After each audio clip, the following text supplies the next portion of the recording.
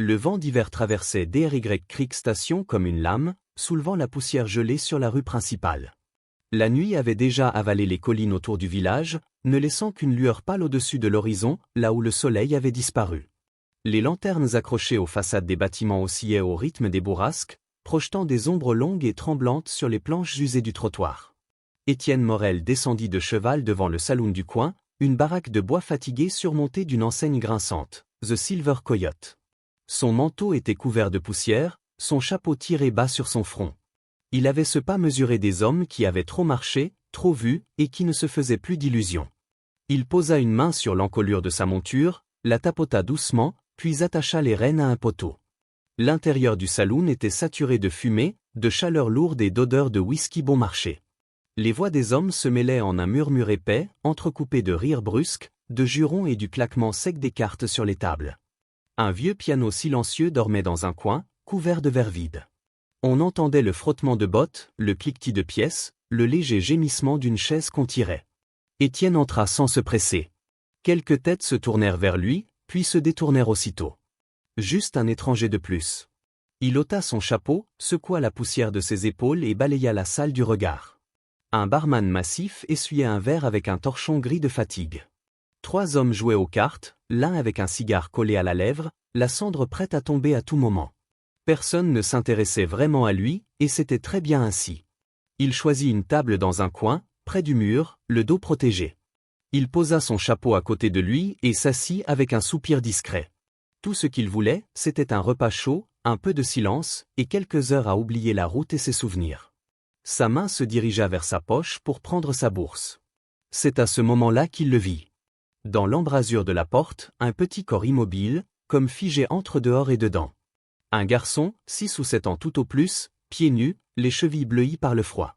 Sa chemise trop grande tombait d'une épaule, déchirée au col.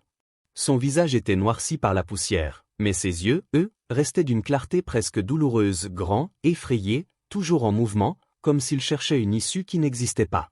Personne ne se retourna vers lui. Le barman continua à essuyer son verre. Les joueurs de cartes se disputèrent une mise. Un rire gras éclata près du comptoir. Le garçon resta planté là quelques secondes, puis, comme poussé par un courage désespéré, il s'avança entre les tables. Ses pieds nus glissèrent sur le plancher, laissant derrière eux de petites empreintes poussiéreuses. Il passa près des hommes sans qu'ils lui accordent la moindre attention, comme s'il était invisible. Arrivé à la table d'Étienne, il s'arrêta, leva la tête et accrocha son manteau d'une petite main tremblante. Étienne baissa les yeux vers lui. De près, il distingua un bleu ancien sur la pommette, une coupure fine près de la lèvre. Le garçon respirait vite, comme s'il avait couru trop longtemps. « Monsieur, s'il vous plaît, prenez ma maman. » Sa voix n'était qu'un souffle à peine assez fort pour franchir le brouhaha de la salle, mais pour Étienne, chaque syllabe résonna avec une netteté étrange. Le petit avala sa salive, ses doigts se crispant sur le tissu. « Il va la tuer, » murmura-t-il. « Pas ce soir, peut-être demain, mais il va la tuer. » Une bouffée d'air froid entra par la porte mal fermée. Étienne resta immobile, son regard sombre fixé sur le visage de l'enfant. Il sentit remonter en lui une vieille résistance, cet instinct de se détourner, de ne plus se mêler des malheurs des autres. Il avait déjà payé trop cher autrefois pour un acte de courage mal récompensé. « Où est ta mère » demanda-t-il enfin, la voix basse, posée. Les yeux du garçon se tournèrent vers l'arrière-salle, là où une porte battante séparait le saloon de ce qu'on devinait être la cuisine ou le débarras. Ses lèvres remuèrent sans émettre un son, puis il baissa la tête. C'est alors qu'un cri monta de l'autre côté de la porte. Un cri de femme, étouffé, pas long, mais chargé d'une douleur aiguë. On entendit un bruit sourd, comme un coup porté par un objet lourd, puis une supplique brisée. « Non, pitié, je vais le refaire, je vous en prie. » Les conversations ralentirent un instant, puis reprirent, plus fortes, comme pour couvrir ce qu'on venait d'entendre. Quelqu'un rit trop fort. Un verre se brisa. Le barman soupira, mais ne bougea pas. La main d'Étienne se crispa sur le bord de la table. Le garçon se colla à lui, les yeux remplis de larmes qu'il retenait de toutes ses forces. « C'est lui, » souffla-t-il. « Harlan Pike. Il dit qu'elle lui doit sa vie. » Alors il frappe, pour lui rappeler. Un autre bruit de choc vint de l'arrière, suivi d'un gémissement étranglé. Étienne se leva lentement. Sa chaise racla le sol, attirant quelques regards, vite détournés. Aucun homme ne se leva pour l'accompagner. Personne ne protesta. Personne n'encouragea non plus. Le garçon s'accrocha à sa jambe lorsqu'Étienne fit un pas vers la porte battante. Il ne pleurait plus, il ne respirait presque plus. Juste ce souffle court qui tremblait au bord de l'asphyxie. Étienne écarta doucement la petite main, posa ses doigts sur la porte et la poussa. De l'autre côté, la lumière était plus crue, le silence plus cru encore. L'odeur de graisse brûlée flottait dans l'air. Sur le sol, à genoux parmi des éclats de bouteilles, une femme tentait tant bien que mal de se relever, une main levée pour se protéger, l'autre appuyée sur le bord d'un vieux fourneau. Et devant elle, un homme large, rouge de colère, brandissait un manche de bois comme une arme. Étienne s'arrêta sur le seuil. Le garçon derrière lui laissa échapper un mot étranglé. « Maman !» La nuit, au dehors, semblait soudain très loin. La petite cuisine du Silver Coyote baignait dans une lumière jaune et vacillante. La flamme d'une lanterne, suspendue trop près du mur, dessinait des ombres nerveuses sur les planches. L'air sentait l'oignon brûlé et le ragoût renversé, mélangé à l'odeur métallique du sang séché. Tout était silence, sauf le craquement du bois sous la chaleur du fourneau. Clara Beaumont était assise sur un tabouret bancal, les épaules affaissées, ses doigts tremblants pressés contre une ecchymose fraîche sur sa joue. Son souffle était saccadé, presque imperceptible, comme si elle avait appris depuis longtemps à respirer sans faire de bruit. Une mèche de cheveux blonds, collée de sueur et de saleté, retombait sur son front. À ses pieds, enroulé dans un vieux manteau de laine trouée, Léo dormait d'un sommeil brisé. Il sursautait au moindre mouvement de la maison, comme un animal habitué au coup. Même dans son sommeil, ses mains agrippaient les bords du tissu, comme si lâcher prise signifiait disparaître. Étienne resta d'abord dans l'ombre du cadre de porte, observant la scène sans dire un mot. La femme leva les yeux en entendant un plancher grincer. Sa réaction fut immédiate. Elle se redressa brusquement, comme si elle s'attendait à un autre coup. Mais lorsqu'elle reconnut Étienne, elle s'apaisa juste assez pour laisser retomber ses épaules.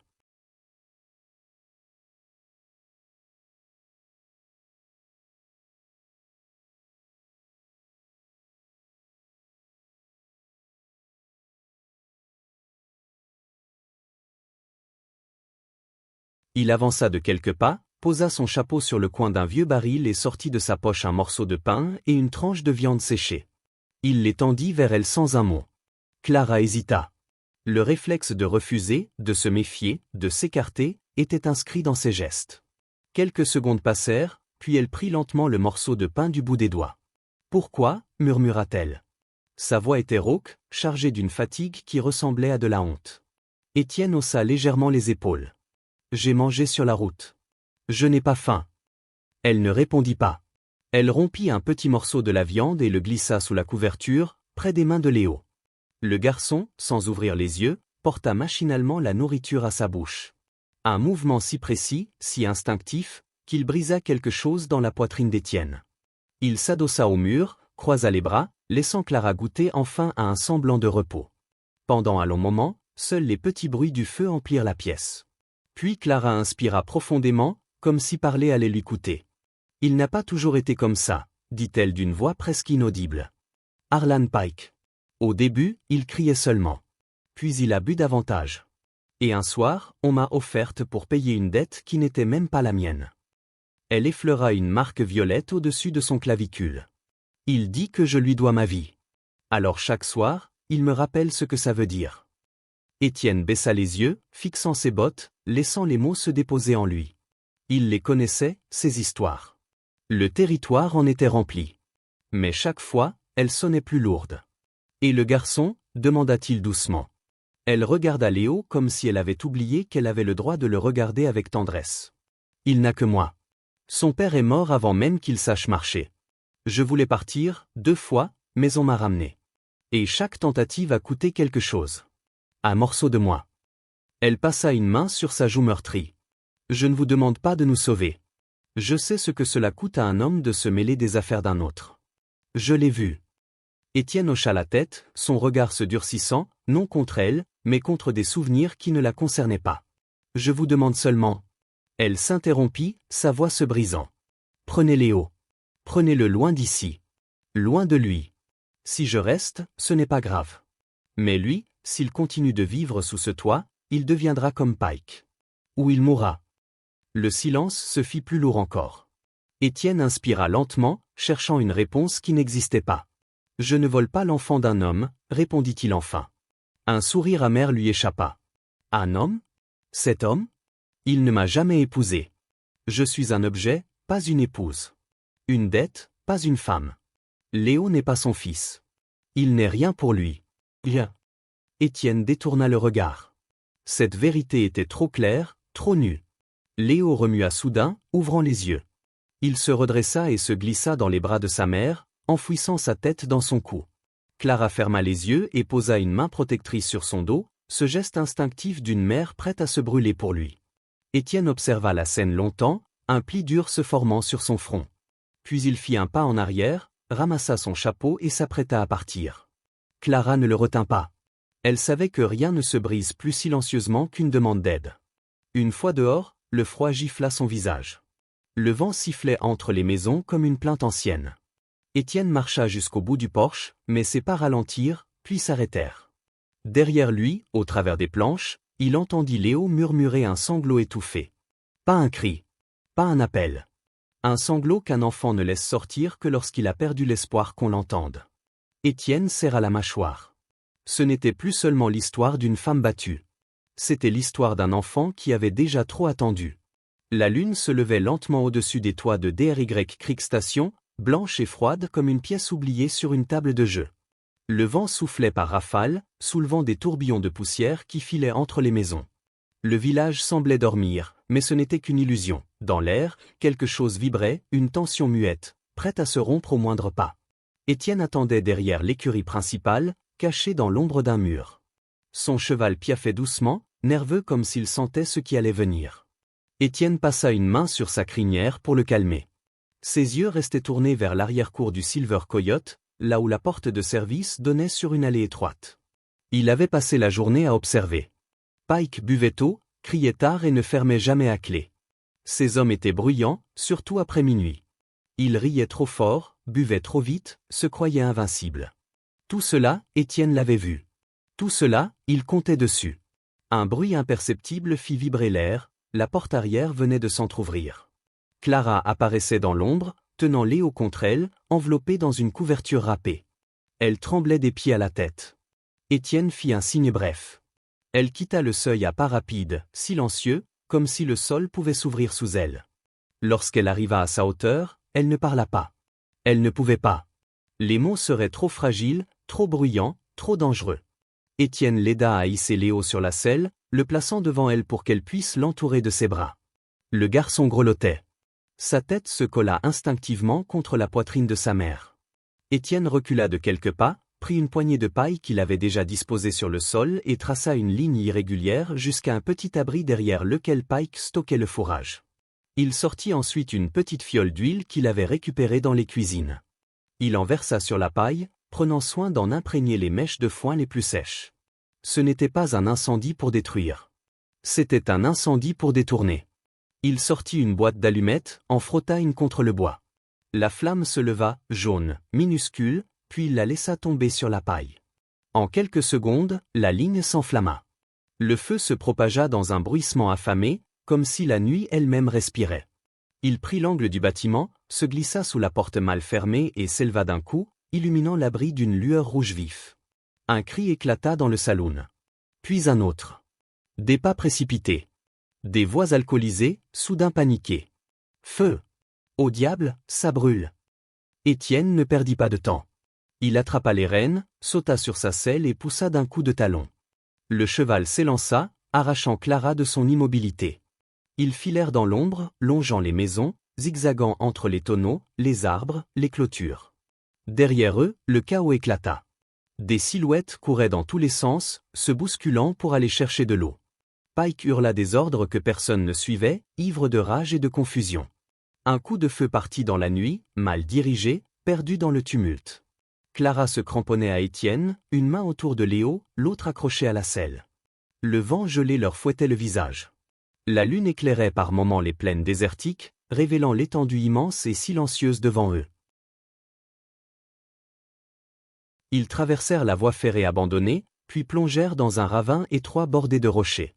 Les sabots frappaient la terre sèche, soulevant un nuage de poussière. Clara se pencha en avant. Est-ce qu'ils nous suivent? Pas encore, répondit Étienne sans se retourner. Mais ils finiront par comprendre. Ils débouchèrent sur un plateau balayé par le vent.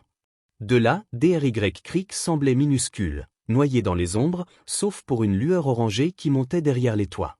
Le feu avait pris plus vite que prévu. Étienne serra les dents. Il n'aimait pas le feu. Il n'aimait pas provoquer la peur. Mais sans cela, il n'aurait eu aucune chance. Accrochez-vous, dit-il. Ils continuèrent jusque dans la vallée, jusqu'à ce que les cris ne soient plus que des échos lointains. Puis, seulement alors, Étienne ralentit, laissant son cheval marcher. Clara, encore secouée, serra Léo contre elle. L'enfant dormait à moitié, son visage enfoui contre sa mère, trop fatigué pour pleurer. La nuit autour d'eux redevenait silencieuse. Mais aucun des trois ne croyait à la paix. Ceux qu'ils avaient fuis finiraient par les suivre. La forêt se refermait autour d'eux comme un manteau sombre. Les pins dominaient le paysage, où et immobile, murmurant seulement lorsque le vent glissait entre leurs aiguilles. Étienne avait choisi un endroit abrité, une clairière étroite, entourée de rochers et d'ombres. Il n'y avait pas de chemin visible, rien qui puisse trahir leur présence. Ici, la nuit semblait plus dense, plus profonde, mais aussi plus protectrice. Il descendit de cheval le premier, les muscles raides, le sang encore lourd de l'effort. Clara suivit, serrant Léo contre elle, comme si la moindre distance pouvait permettre à la nuit de le lui arracher. L'enfant dormait depuis quelques minutes seulement, effondré par la peur et la fuite, son petit visage froissé de fatigue. Étienne fit signe à Clara de s'asseoir près du rocher plat qui bordait la clairière. Il rassembla quelques branches sèches, les cassa en tronçons courts et alluma un feu minuscule, suffisant pour leur réchauffer les mains sans attirer les regards. Les flammes dansaient faiblement, dessinant sur le sol des lignes ondulées qui semblaient respirer avec eux. Clara y posa Léo, enveloppé dans la couverture. Elle l'embrassa doucement sur le front, puis resta un moment à observer son visage, comme pour vérifier qu'il était vraiment là, réellement vivant. Étienne remarqua la façon dont ses doigts tremblaient encore. « Vous êtes blessé ?» demanda-t-il en s'agenouillant près d'elle. Elle secoua la tête. « Non, ce n'est rien. » Mais lorsqu'elle bougea le bras, elle grimaça. Étienne attrapa doucement son poignet. Sous la manche, la peau était marquée d'une longue traînée rouge et d'une ecchymose encore fraîche. « Laissez-moi voir. » Elle hésita, puis lui tendit la main. Étienne fouilla dans sa besace et en sortit un chiffon propre, qu'il imbiba d'eau. Il nettoya lentement la blessure, sans se presser, avec une patience presque silencieuse. Clara suivait ses gestes du regard, étonnée de cette douceur qu'elle ne connaissait plus. « Vous avez déjà soigné beaucoup de gens ?» demanda-t-elle. Il secoua la tête. « Pas autant que j'aurais dû. » Ces mots tombèrent dans l'air comme un secret qu'il ne voulait pas murer.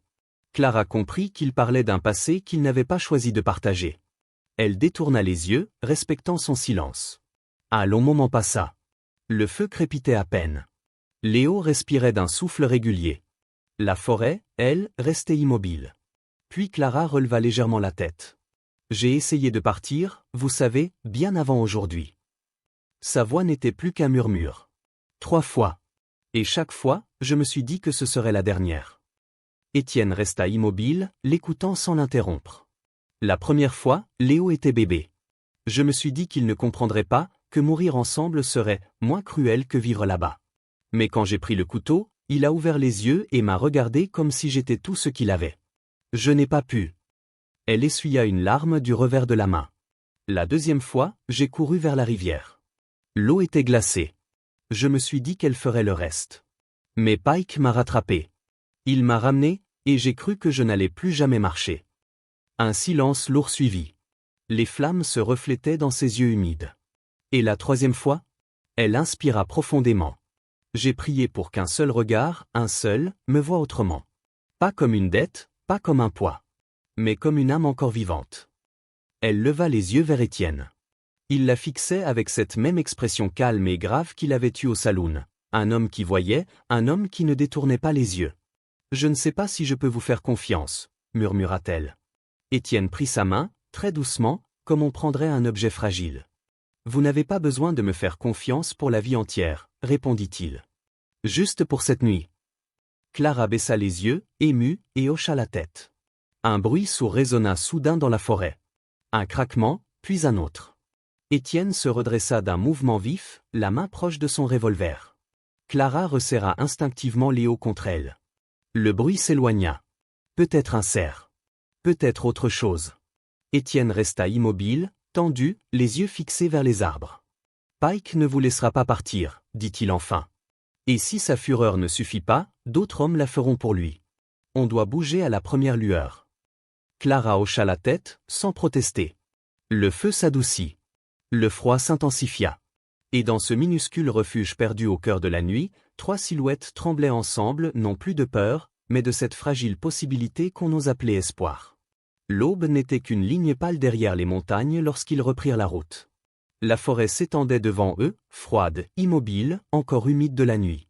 Étienne conduisait le cheval d'un pas volontairement irrégulier, laissant de fausses traces, retournant parfois sur ses propres pas pour brouiller leur piste. Clara et Léo, enveloppés sous la même couverture, se tenaient serrés l'un contre l'autre. Depuis 2 jours, Étienne sentait une présence derrière eux. Pas un bruit clair, pas un signe précis, juste une tension dans l'air, l'instinct d'un homme qui avait vécu trop longtemps à la frontière entre la vie et la mort. Par moments, il s'arrêtait, écoutait.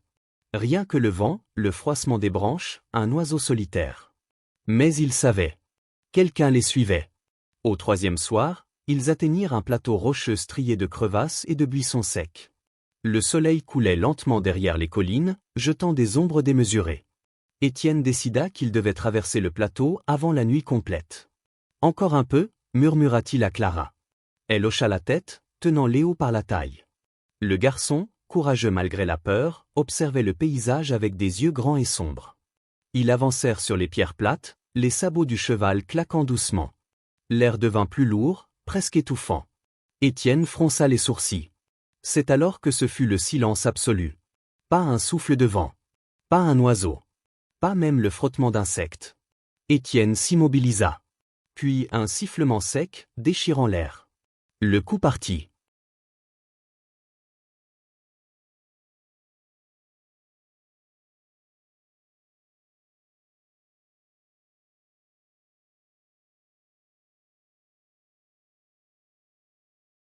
Étienne sentit un choc brutal lui exploser l'épaule.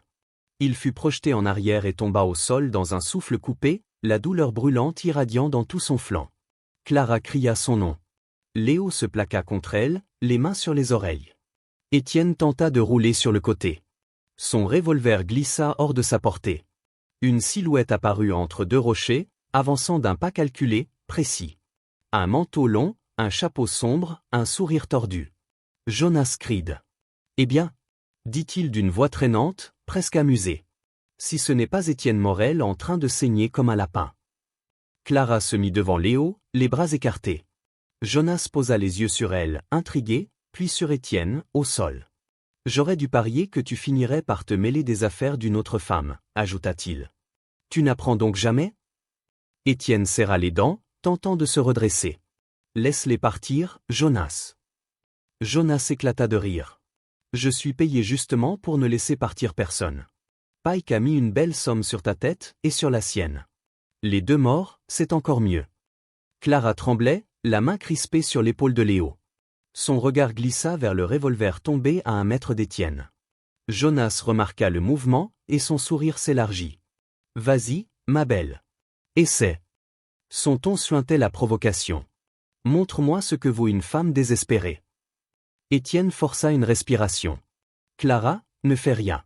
Tant que tu tires pas, il hésitera. Elle secoua la tête, ses yeux emplis d'une terreur qu'elle refusait de laisser gagner.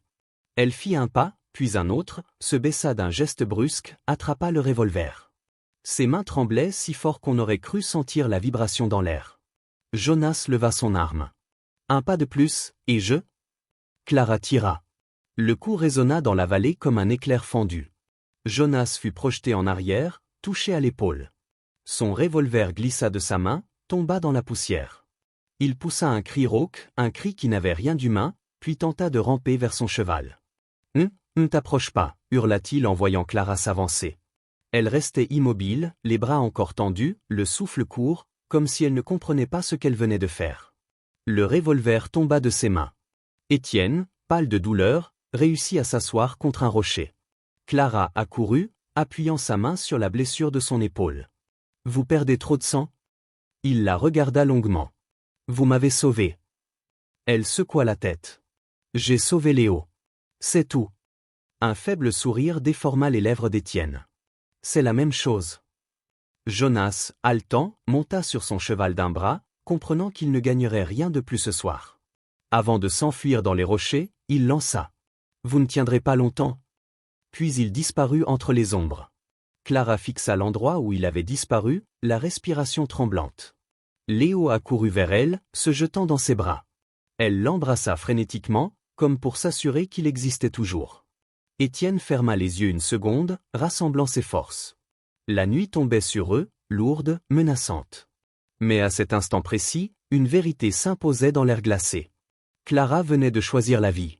La sienne, celle de Léo, et celle d'Étienne. Le soleil descendait lentement derrière les collines couvertes de pins lorsque Montclair Spring apparut enfin au bout du chemin. Après des jours de marche prudente, de nuit à veiller près de rochers, et d'heures à panser la blessure d'Étienne, ce petit village semblait presque irréel. Quelques maisons de bois entouraient un grand arbre au tronc noueux. Une rivière claire serpentait entre les herbes hautes. Rien ici ne ressemblait à DRY Creek Station. Rien n'avait la couleur de la peur. Clara se tenait à côté du cheval, Léo dans les bras. Le garçon observait les lieux avec une curiosité timide, ses yeux grands ouverts. Étienne, pâle mais debout, avançait d'un pas lent. Il avait perdu du sang, beaucoup, mais la balle n'avait pas touché d'organe. Clara avait veillé chaque nuit, changeant les bandages, murmurant des paroles qu'elle n'aurait jamais dites à voix haute avant. Les habitants de Montclair Spring les regardèrent passer avec une gentillesse silencieuse. Pas de questions intrusives, pas de regards méfiants. Ici, les étrangers n'étaient pas des intrus, seulement des voyageurs qui avaient besoin de repos. Le maréchal ferrant du village, un homme large au sourire doux, proposa spontanément à Étienne de travailler avec lui lorsqu'il serait remis. Les mains calmes comme les vôtres sont rares, dit-il. Étienne accepta avec gratitude, trop épuisé pour protester. Un ancien hangar à outils, laissé sur un terrain bordant la rivière, fut offert pour quelques pièces. Étienne, malgré son épaule encore fragile, commença à réparer les planches, à redresser les poutres, à remettre les fenêtres en place. Clara balayait, nettoyait, étendait des draps au soleil. Léo courait dans la cour, lançant des cailloux dans l'eau. Petit à petit, un foyer se forma. Les premiers jours, Clara se montrait réservée, presque invisible lorsqu'elle traversait le marché.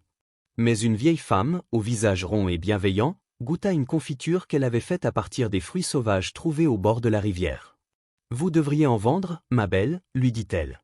Le lendemain, Clara avait déjà des clientes qui attendaient devant sa petite table. Chaque progrès était minuscule, mais chacun pesait lourd. Léo qui riait pour la première fois depuis longtemps, Étienne qui reprenait des forces, Clara qui redressait progressivement la tête lorsqu'elle marchait dans la rue. Un après-midi, alors qu'Étienne martelait un fer dans la nouvelle petite forge, un voyageur de passage s'arrêta. Ses vêtements portaient la poussière de plusieurs jours de route. « Vous avez entendu les nouvelles » demanda-t-il. « Harlan Pike. Mort à Elk Ridge. Il a frappé la mauvaise personne. 2 balles dans l'estomac. » Étienne resta silencieux. Puis il demanda simplement, « Quelqu'un l'a pleuré ?» Le voyageur secoua la tête. « On a même dû payer un homme pour creuser la tombe. » Lorsque Clara apprit la nouvelle, elle resta figée quelques secondes. Puis elle inspira profondément. « Ce n'est pas de la justice, » murmura-t-elle. Étienne s'approcha. « Alors qu'est-ce que c'est ?» Elle releva les yeux. « De la liberté. Rien d'autre. » Le soir même, ils allumèrent un feu dans la petite cheminée de leur cabane. La pièce sentait le bois neuf et la soupe chaude. Léo dessinait sur une planchette avec un morceau de charbon. Il se leva soudain, fouilla dans une boîte près du lit et sortit un vieux chiffon, usé, taché de sang séché. Celui qu'Étienne avait utilisé pour bander la main de sa mère. Il le suspendit au mur, juste au-dessus du petit croquis qu'un marchand ambulant avait fait 2-3. Clara porta une main à sa bouche. Étienne baissa la tête, ému malgré lui. Léo les regarda et dit d'une voix douce, « Ici, c'est chez nous maintenant, hein ?» Clara s'assit près du feu. Étienne s'installa à côté d'elle. Le silence qui suivit n'avait rien d'inconfortable. C'était un silence rempli de chaleur, d'avenir, de choses simples et réparables. Dehors, la vallée s'étendait, paisible, les fleurs sauvages ondulant dans la brise du soir. Et dans cette petite maison de bois, un nouveau chapitre venait de s'écrire, sans « pas aujourd'hui ». 2 adjoints du shérif échangèrent un regard. L'un déposa son arme au sol. L'autre retira son badge et le laissa tomber dans la poussière. Le troisième hésita, puis recula, les mains levées. Dune, voyant son pouvoir s'effriter, devint livide. « Vous ne comprenez pas, hurla-t-il. Ils mentent tous. J'ai protégé cette ville. Je ne me laisserai pas humilier. » Il porta la main à son revolver. La foule hurla. Un tir partit. La balle frappa une poutre du gibet, arrachant un morceau de bois sec dans une explosion d'écharde. Le symbole même de son pouvoir, la potence, vacilla, comme prête à s'effondrer. Les marshals désarmèrent Dune en un mouvement sec et brutal. Le shérif tomba à genoux, les menottes se refermant sur ses poignets. Son regard cherchait encore un allié dans la foule, mais il n'y trouva que des visages fermés, honteux ou furieux. Lorsqu'on le poussa vers la diligence fédérale, il ne cria plus. Sa voix s'était éteinte, étouffée par la vérité qui lui était enfin tombée dessus. Les marshals s'écartèrent. Isabelle Marlowe apparut sur la place de Dust Creek, vêtue simplement, les poignets encore marqués par les fers. Elle s'avança vers l'échafaud, monta les marches calmement. Nulle corde n'attendait plus là-haut. Elle se tourna vers les habitants. « Je ne voulais pas devenir un exemple, dit-elle d'une voix claire. Je voulais juste garder la terre de ma famille. Et aujourd'hui, je veux seulement que la vérité soit plus forte que la peur. » Elle descendit lentement. Pas un applaudissement. Pas un cri. Mais un silence puissant, presque respectueux. Ethan Cole se tenait au pied de l'échafaud. Le vent jouait avec son manteau, révélant les cicatrices sur son cou, marque du fer qu'on avait autrefois voulu refermer autour de sa vie. Leurs regards se croisèrent. Il n'y avait ni promesse, ni grande déclaration. Juste une reconnaissance profonde entre deux âmes qui avaient survécu à la corde, à la poussière et à la solitude. Ils quittèrent la place ensemble. 1 an plus tard, la maison à la sortie de Dust Creek avait changé de visage. Une bâtisse solide, faite de bois récupéré, avec un porche large et accueillant. Une enseigne pendait à l'entrée, Atelier Cole et Marlowe, forgeron et repos des voyageurs. Le matin, on entendait le marteau d'Ethan résonner dans la petite forge attenante. Le métal chantait sous ses coups, non plus comme un avertissement, mais comme une respiration. Un garçon du voisinage venait parfois apprendre à travailler le fer. Ethan lui parlait avec patience, un ton qu'il n'avait jamais eu autrefois. Dans la maison, Isabelle tenait les comptes. Ses doigts portaient encore les traces d'un travail dur, mais son regard n'avait plus la dureté de la prison. Elle écrivait souvent des lettres pour des veuves, des familles déplacées, ou prenait la parole lors des réunions du bourg pour défendre ceux que personne n'écoutait. Le soir, ils s'asseyaient sur le porche, chacun avec une tasse de café chaud.